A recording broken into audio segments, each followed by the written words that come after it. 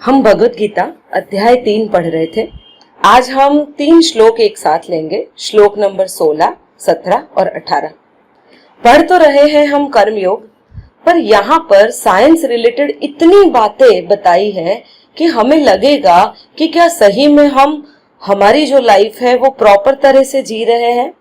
आजकल जैसे भगवत गीता हर चीज के लिए बताई जाती है, बिजनेस के लिए भगवत गीता, या आप घर को कैसे संभाल सकते हैं उसके लिए भगवत गीता, किसी व्यक्ति को आगे बढ़ना हो तो उसके लिए भगवत गीता। अल्टीमेटली हर चीज के लिए सिर्फ पैसे कमाने का काम है। पर भगवत गीता ये चीज नहीं है कि आप सिर्फ उससे अर्न करो। Bhagavad Gita is a full life science. आप जीवन को जीने का सही तरीका जो है ना, वह भगवत गीता से जान सकते हैं आप। पर हाँ, आपको कोशिश करनी पड़ेगी। आइए सबसे पहले श्लोक 16, 17 और 18 हम देखते हैं, और उसके बाद ये ऐसी बात कृष्ण ने क्यों कही, इसके पीछे का आशय क्या है, वह समझने की कोशिश करेंगे। श्लोक 16। हे पार्थ, जो पुरुष इस लोक में इस प्रकार परंपरा से प्रचलित सृष्टि चक्र के अनुकूल नहीं बरतता, अर्थात अपने कर्तव्य का पालन नहीं करता, वह इंद्रियों द्वारा भोगों में रमण करने वाला पापायु पुरुष व्यर्थ ही जीता है। श्लोक नंबर 17। परंतु जो मनुष्य आत्मा में ही रमण करने वाला और आत्मा में ही तृप्त तथा आत्मा में ही संतुष्ट हो, उसके लिए कोई कर्तव्य नहीं है। अब देखते हैं श्लोक नंबर 18। उस महापुरुष का इस विश्व में न तो कर्म करने से कोई प्रयोजन रहता है और न कर्मों के न करने से ही कोई प्रयोजन रहता है, तथा संपूर्ण प्राणियों में भी इसका किंचिन मात्र भी स्वार्थ का संबंध नहीं रहता है। अब ईश्वर ने ये 3 श्लोक कैसे कहे और क्यों कहे? सबसे पहले ये कहा कि ऐसा तो कौन सा व्यक्ति है जो व्यर्थ जीता है। तो सीधी सी बात है, जो शास्त्र सम्मत जीवन नहीं जीता है वह। अब शास्त्र के सम्मत जीवन जीना क्या है, आपको पता ही होगा। भारत में चार आश्रमों के बारे में बताया गया है: ब्रह्मचर्याश्रम, गृहस्थाश्रम, वानप्रस्थाश्रम और संन्यासाश्रम। अब ब्रह्मचर्याश्रम का पालन क्यों करवाते थे, क्या आप बता सकते हैं? यदि आप जानते हैं तो कृपया कमेंट बॉक्स में लिखिए। आइए मैं भी थोड़ा बहुत एक्सप्लेन कर देती हूँ। ब्रह्मचर्य का सीधा सा अर्थ रहता है किसी भी तरह के सुख और भोग का उपभोग न करना। आपको सेवा के काम ही करने हैं और साथ साथ में इतनी पढ़ाई करनी है, जीवन को इतने अच्छे से समझना है और अपने आप में पूरी शक्ति का संचरण करना है। आपकी शक्तियों को सही दिशा में लाना है, उसे कहा जाता है ब्रह्मचर्य। इसीलिए बाकी किसी चीज से भी ज्यादा आवश्यक होता था सेवा करना, नित्य के कर्म करना, खूब सारी पढ़ाई करना और स्कॉलर बनना। इसी को ब्रह्मचर्याश्रम बोलते थे। इसके बाद जो होता था वह गृहस्थाश्रम। अब गृहस्थाश्रम भी बाकी के 25 वर्ष अर्थात 26 वर्ष की आयु से लगाकर 50 वर्ष की आयु तक होता था। अब जो व्यक्ति बचपन से ब्रह्मचर्याश्रम को जिया है, बचपन से जिसने ब्रह्मचर्याश्रम की महिमा को जाना है, वह एकदम से गृहस्थाश्रम में आकर इस वैवाहिक जीवन को कैसे जिएगा? तो सीधी सी बात थी, यदि किसी में पूर्णतः शक्ति संचय होगा तो उसे पता होगा कि ये शक्ति उसे कहाँ से मिल रही है, इसका स्तोत्र क्या है, और उसके बाद उसके जीवन में जो भी गृहस्थाश्रम घटित होगा वह सर्वश्रेष्ठ होगा। इसीलिए आपको पता होगा कि कई वर्ष पहले जब भारत गुलामी की अवस्था में नहीं था, उस समय में यदि किसी के घर में बच्चे होते थे, वह उनकी संख्याओं के हिसाब से 2 या 3, अत्यधिक 4 ही होते थे, उससे ज्यादा नहीं होते थे।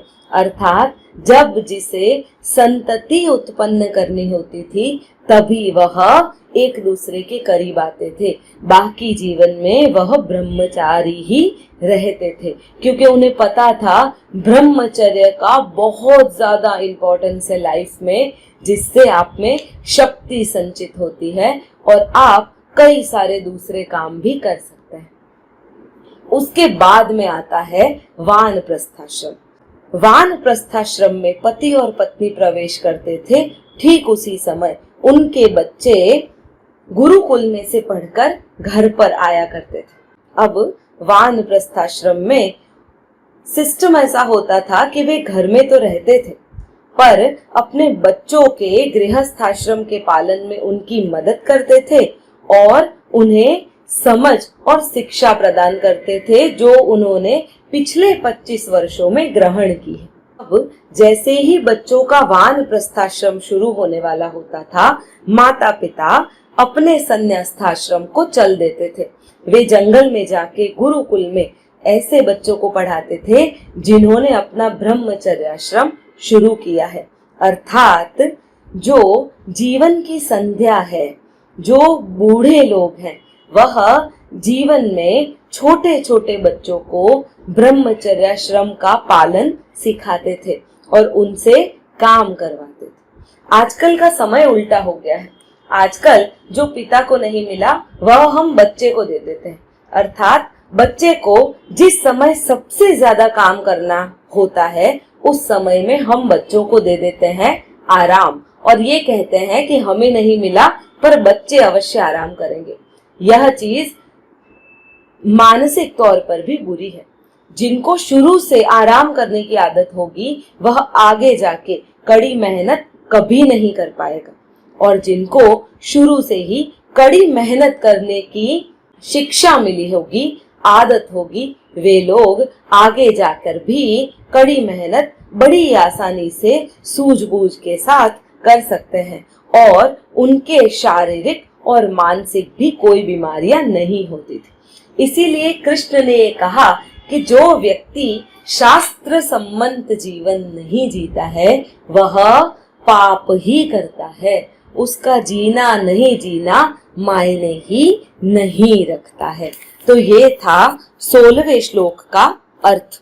चलिए आइए 17वें श्लोक, जिसमें ईश्वर ने कहा है कि जो आत्मा में ही रमण करने वाला है और जो पूरी तरह से संतुष्ट है उसको कोई कर्तव्य नहीं बांधता है।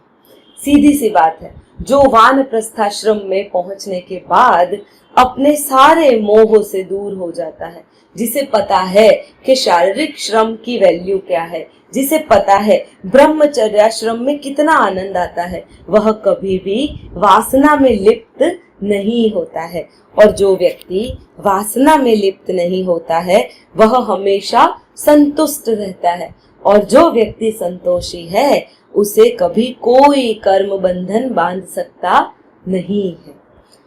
बाद में 18वें श्लोक में भगवान कहते हैं कि ऐसा व्यक्ति जो पूरी तरह से संतुष्ट है वह कर्म करे तो ठीक, ना करे तो ठीक। इसका अर्थ ये है कि जो व्यक्ति संन्यास आश्रम में पहुंच चुका है उस व्यक्ति के लिए, जो सही में जिसने ब्रह्मचर्याश्रम बहुत अच्छे से जिया है, जिसने कड़ी मेहनत की है, जिसने गृहस्थाश्रम का पालन भी किया है, जिसने वानप्रस्थाश्रम अच्छे से देखा है और जिसे पता है कि गृहस्थाश्रम की, ब्रह्मचर्याश्रम की और वानप्रस्थ की क्या वैल्यू है, उस व्यक्ति के लिए कुछ अच्छा हो तो भी ठीक है, कुछ बुरा हो तो भी ठीक है। उसके लिए कोई भी चीज ऐसी नहीं है कि हाय ये क्यों हो गया। और ऐसे व्यक्ति के लिए कर्म करना नहीं करना एक समान हो जाता है। वह व्यक्ति नियर अबाउट ईश्वर जैसा होने लग जाता है। शायद इसीलिए हमारे गुरुकुलों में सिखाते थे, गुरुर ब्रह्मा गुरुर विष्णु गुरुर देवो महेश्वर, गुरुर साक्षात पर ब्रह्म तस्मै श्री गुरुवे नमः। सीधा सा अर्थ है, जिस व्यक्ति को ब्रह्मचर्य की वैल्यू पता है, जिसने शारीरिक संबंध भी तभी बनाए हैं जब संतान उत्पत्ति करनी हो, जिसके मन में वासना का विकार नहीं है, जो अपनी सारी सूझबूझ से बालकों को सही शिक्षा दे सकता है, वही सच्चा गुरु है। और ईश्वर ने यही बात अर्जुन को बताई है कि हे अर्जुन, तेरा अभी ये समय नहीं आया है, क्योंकि तू अभी भी चिंता कर रहा है, तू अभी भी पाप और पुण्य को तराजू में तोल रहा है, इसीलिए तेरा अभी वो समय नहीं आया है। मित्रों, मैंने भगवत गीता के पहले और दूसरे अध्याय को भी ठीक से एक्सप्लेन किया है। यदि आपको मेरा ये वीडियो पसंद आया हो तो कृपया इसे लाइक कीजिए, अपने ही मित्रों में इसे शेयर कीजिए, और यदि मेरा चैनल सब्सक्राइब नहीं किया है तो कर दीजिए। धन्यवाद।